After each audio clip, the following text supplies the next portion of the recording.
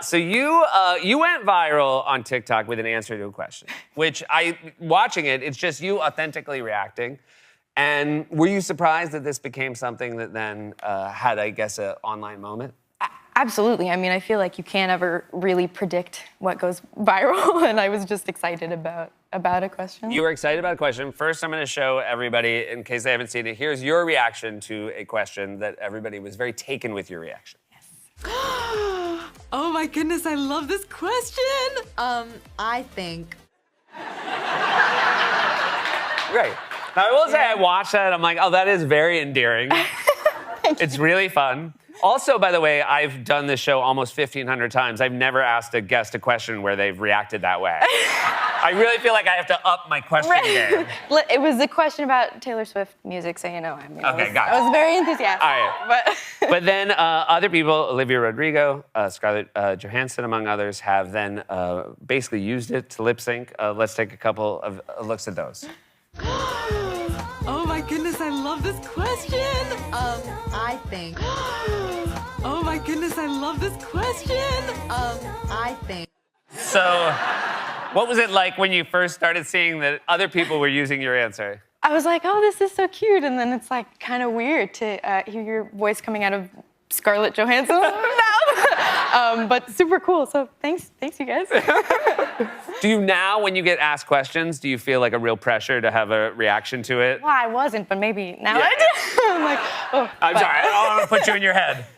But this next question I'm going to ask is really good.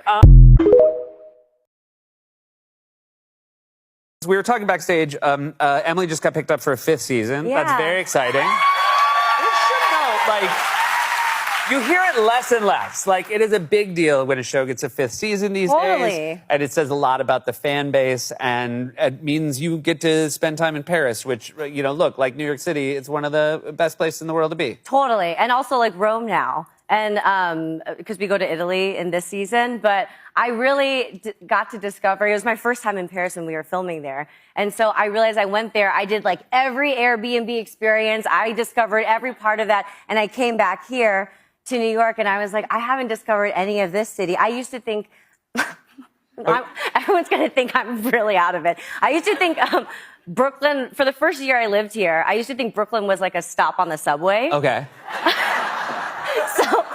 So like you know, like 50th Street, like, and so whenever I didn't know it was a landmass, like in my mind. Yeah, that would be like maybe like the 8th biggest city in America.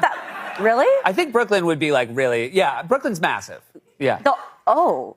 What I like is how you just learned a little bit about it and then just stopped again. Well, I think it's like I think I figured it out when a friend was like, I live in Brooklyn. I said, oh my gosh, I know someone else who lives in Brooklyn. Like, do you know this person? Because I thought it was like a little neighborhood. I know things now, guy. Yeah.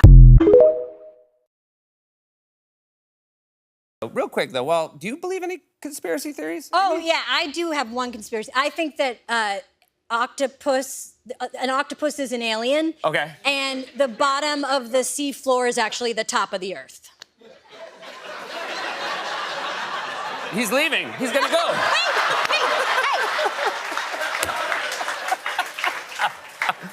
I told you to stop telling people that. I'm so happy to see you. This is a really good time of year to see Aubrey Plaza. Oh, thank you so much. Because you've said before on this show, you kind of thrive with Halloween. I do. I do. A few years ago, you had The Legend of the Christmas Witch, a beautiful yes. children's story. Thank you. And you came out as a full witch. Did I? Oh. It's pretty good. Oh, yeah. It's the most like a witch anyone has ever appeared on this show. Oh. Yes, I did. I like, I don't know. You're not going to miss an opportunity to witch No. I feel like that's like my true self. But then every other time they may, they Gotcha. say, So this is the least costume you wear. Exactly. Yeah. But it's also a very wonderful conclusion to your sort of witch love that you ended up in the fantastic Agatha all along. I know, Agatha all along. It's like I've been manifesting this for like a really long time. It's like. Yeah, again, it's like it's all happening, just like it should.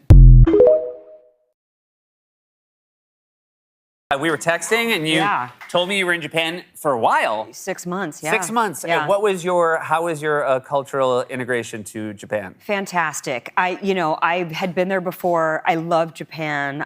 Everything in Japan. You're like, oh, this is like the most amazing ramen I've ever had. Like, this is the best shopping experience of my life. Look at the way they're packing those pencils. Like the first week I was on the show, I was like just in the haze of my love, the romanticism of Japan. And we worked late, and I had a burger, and I was like, this is the best burger I've ever had. Japan does everything so well. Where is this from? And they were like, Burger King. It was from Burger King. But better. It was better there. This is a show about the LA Waves, who are, loosely based on the Lakers, and this is Jeannie Buss's story. But before we talk about Jeannie Buss, because I know you met her, you created the show with two of our dearest friends, Dave Stassen and Ike Barinholtz, who you worked with on the Mindy Project. Yeah. And so the fact that it's your show and these are two of my oldest friends, I do kind of hope that the call comes for me to be on Running Point. We talk about you all the time. Thank you.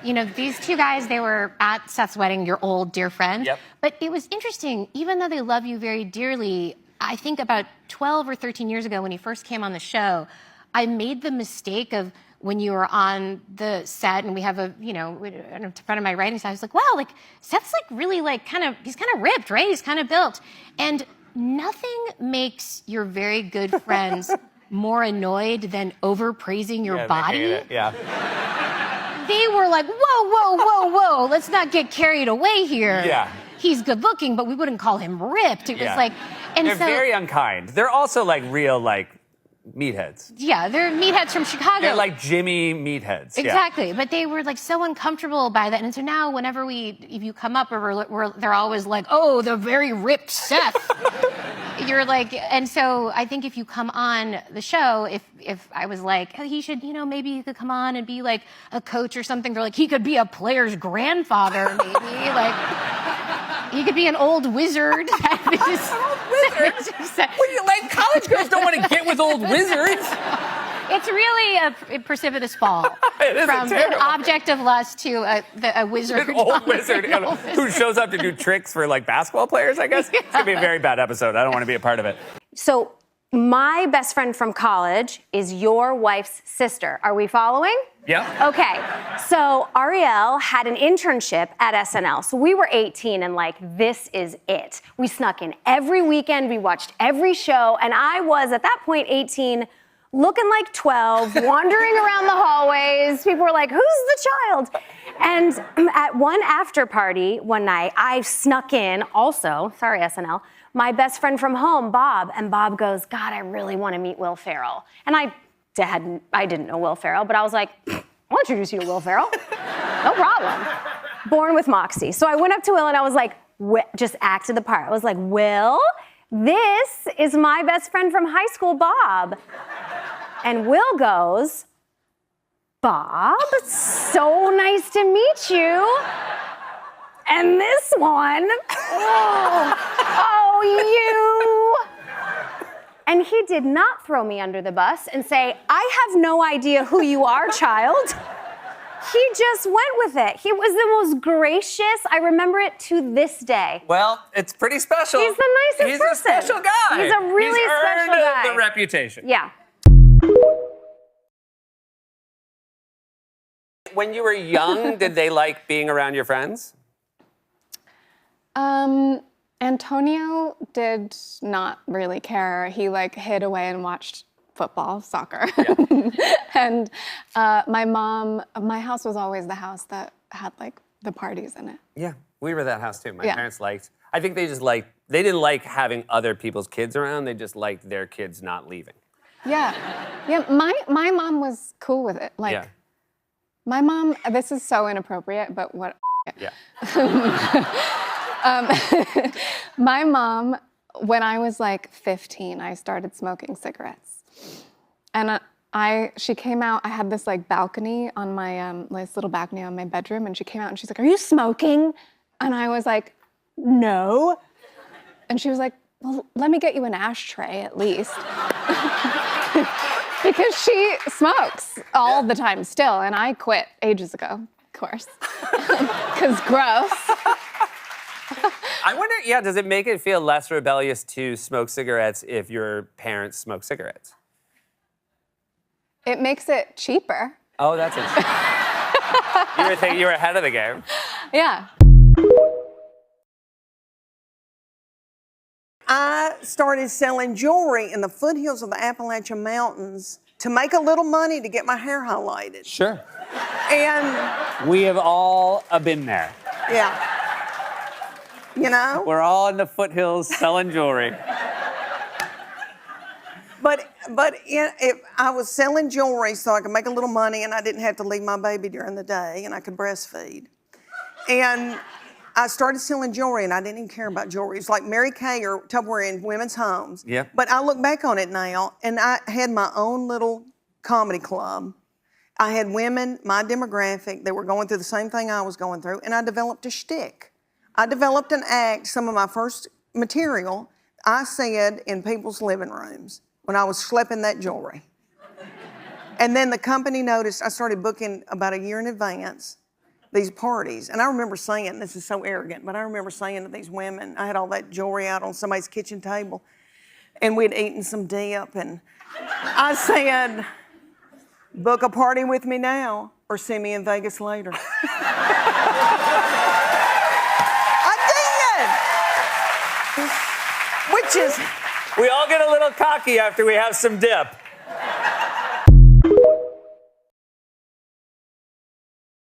You put yourself on self-tape for the role in West Side Story. So you did not have a team to film yourself. You filmed yourself. And 30,000 people did the same, and you were selected for that part, which is truly incredible. It is insane. I am thankful for it every day. McKenna, who I brought today backstage, she's my best friend, and she's the one who sent me the casting notice and said, "Thank me when you're famous." It's the craziest thing ever that it came true in that weird way, and that's why I bring her everywhere, and she's the best ever. But yeah, I put myself on tape. It's the worst tape you've ever seen in your life. I have no idea how I got the part still. And it's being used to teach future casting directors at NYU. And when they asked me for that, I was like, is it a good example or a bad example? Please don't let me be the bad example in your college course. Yes, it would be very funny if a professor was like, and even though she was cast out of 30,000, this is bad. Here's what not Here's to why do. this is bad. Yeah. We can't base our careers on results. No.